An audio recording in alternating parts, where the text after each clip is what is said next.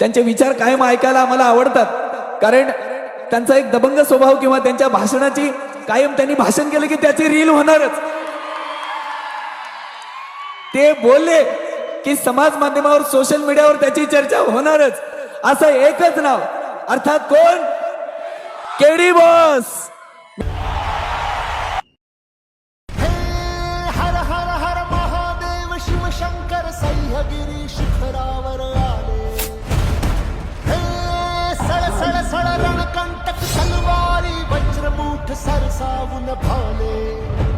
एक नव्या पर्वाची एकजूट करण्यासी एक छत्र छाया आधार